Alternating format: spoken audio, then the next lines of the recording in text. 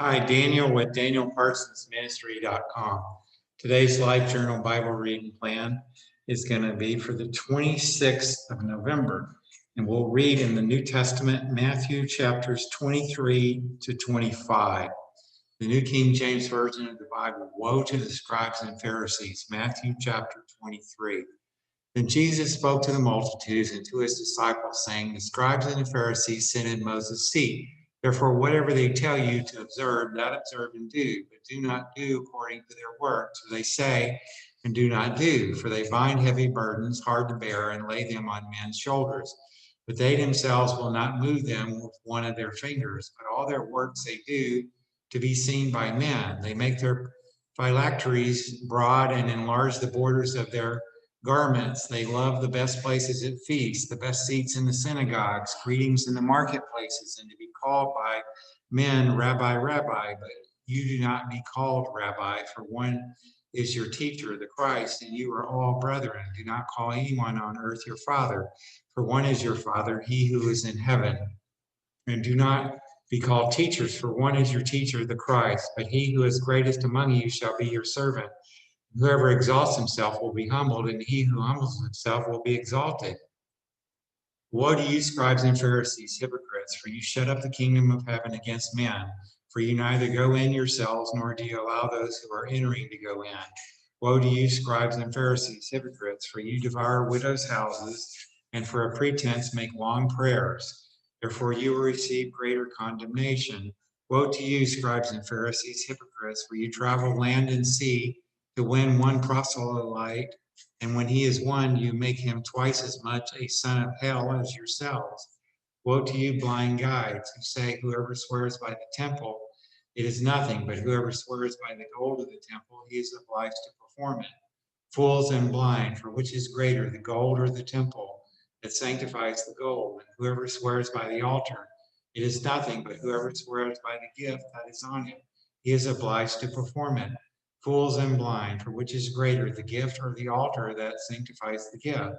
Therefore, he who swears by the altar swears by it and by all things on it. He who swears by the temple swears by it and by him who dwells in it. And he who swears by heaven swears by the throne of God and by him who sits on it. Woe to you, scribes and Pharisees, hypocrites, for you pay tithe of mint and anise and cumin, and have neglected the weightier matters of the law, justice and mercy and faith. These you ought to have done, but without leaving the others undone. Blind guides who strain out a gnat and swallow a camel. Woe to you, scribes and Pharisees, hypocrites, for you cleanse the outside of the cup and dish, but inside they are full of extortion and self-indulgence. Blind Pharisee, first cleanse the inside of the cup and dish, that the outside of them may be clean also. Woe to you, scribes and Pharisees, hypocrites, for you are like whitewashed tombs, which indeed appear beautiful outwardly, but inside are full of dead men's bones and all uncleanness. Even so, you also outwardly appear righteous to men, but inside you are full of hypocrisy and lawlessness. Woe to you, scribes and Pharisees, hypocrites, because you build the tombs of the prophets and adorn the monuments of the righteous, and say, If we had lived in the days of our fathers, we would not have been partakers with them in the blood of the prophets. Therefore, you are witnesses against yourselves that you are sons of those who murdered the prophets. Fill up then the measure of your father's guilt. Serpents, brood of vipers, how can you escape the condemnation of hell? Therefore, indeed, I send you prophets, wise men, and scribes. Some of them you will kill and crucify, and some of them you will scourge in your synagogues and persecute from city to city, that on you may come all the righteous blood shed on the earth, from the blood of righteous Abel to the blood of Zechariah, son of Berechiah, whom you murdered between the temple and the altar. Assuredly, I say to you, all these things will come upon this generation. Jesus laments over Jerusalem. O Jerusalem, Jerusalem, the one who kills the prophets and stones those who are sent to her. How often I wanted to gather your children together as a hen gathers their chicks under her wings. But you were not willing. See, your house is left to you desolate. For I say to you, you shall see me no more till you say, Blessed is he who comes in the name of the Lord. Now, as I pull up Matthew chapter 24, go through the Old Testament once in a year's time and the New Testament twice in a year's time with this Bible reading plan. So, Jesus predicts the destruction of the temple, Matthew 24. Then Jesus went out and departed from the temple, and his disciples came up to show him the buildings of the temple. And Jesus said to them, "Do you not see all these things? Surely I say to you, not one stone shall be left here upon another that shall not be thrown down. The signs of the times and the end of the age." Now, as he sat on the Mount of Olives, his disciples came to him privately, saying, "Tell us, when will these things be, and what will be the sign of your coming and of the end of the age?" Jesus answered and said to them, "Take heed that no one deceives you, for many will come in my name, saying, 'I am the Christ,' and will deceive many. And you will hear of wars and rumors of wars. See that you are not troubled, for all these things must come to pass, but the end is not yet. For nation will rise against nation, and kingdom against kingdom. And there will be famines, pestilences, and earthquakes in various places, and these are the beginning of sorrows. Then they will deliver you up to tribulation and kill you, and you will be hated by all nations for my name's sake. And then many will be offended, will betray one another, and will hate one another. Then many false prophets will rise up and deceive many. And because lawlessness will abound, the love of many will grow cold, but he who endures to the end shall be saved. And this gospel of the kingdom will be preached in all the world as a witness to all the nations, and then the end will come, the great tribulation. Therefore, when you see the abomination of desolation spoken of by Daniel the prophet, standing in the holy place, whoever reads, let him understand. And let those who are in Judea flee to the mountains, and let him who is on the housetop not go down to take anything out of his house.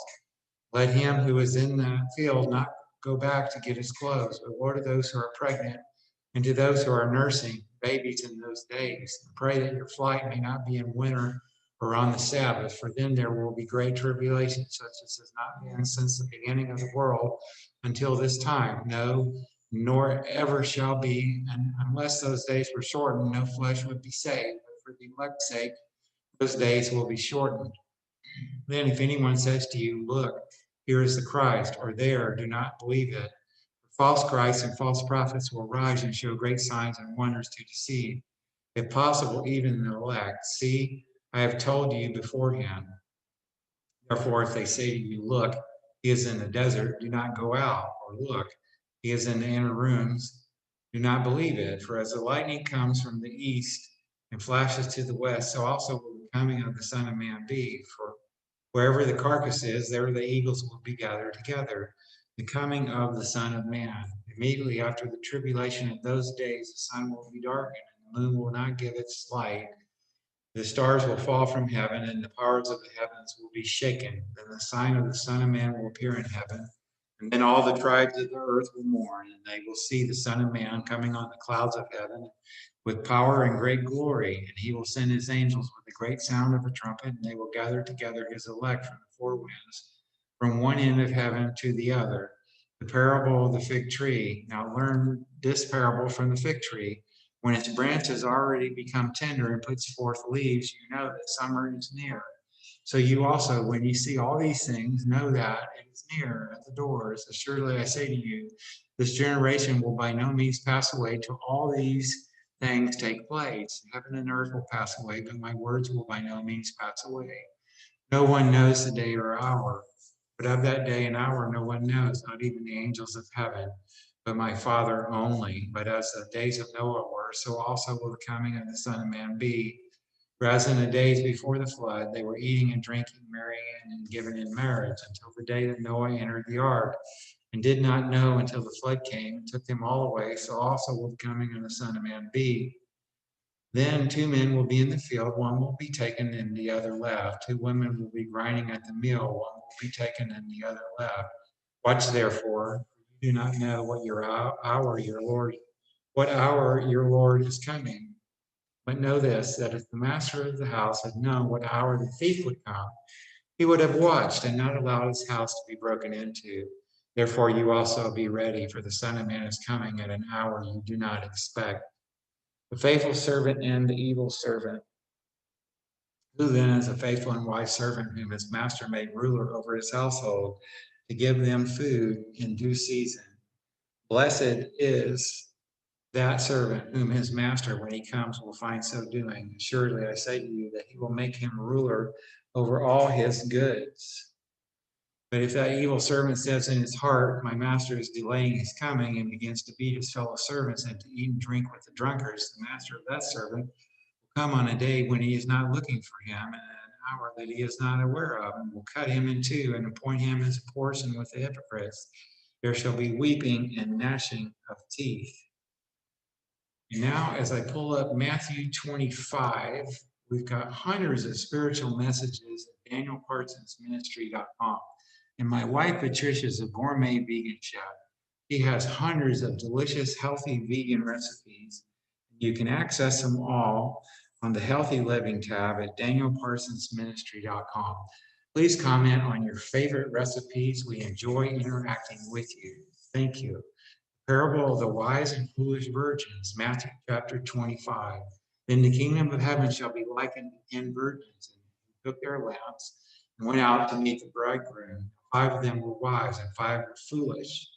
Those who were foolish took their lamps and took no oil with them. But the wise took oil in their vessels with their lamps. While the bridegroom was delayed, they all slumbered and slept. And at midnight a cry was heard, behold, the bridegroom is coming. Go out to meet him. Then all those virgins arose and trimmed their lamps.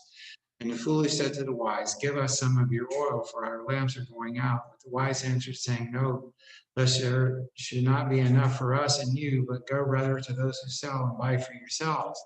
And they went to buy. The bridegroom And while they went to buy, the bridegroom came. Those who were ready went in with him to the wedding, and the door was shut. Afterward, the other virgins came also, saying, Lord, Lord, open to us. But he answered and said, assuredly, I say to you, I do not know you. Watch therefore, for you know neither the day nor the hour in which the Son of Man is coming. Parable of the talents. For the kingdom of heaven is like a man traveling to a far country, who called his own servants and delivered his goods to them. And to one he gave 5 talents, to another 2, and to another 1, to each according to his own ability. And immediately he went on a journey. And then he who had received the 5 talents went and traded with them and made another 5 talents.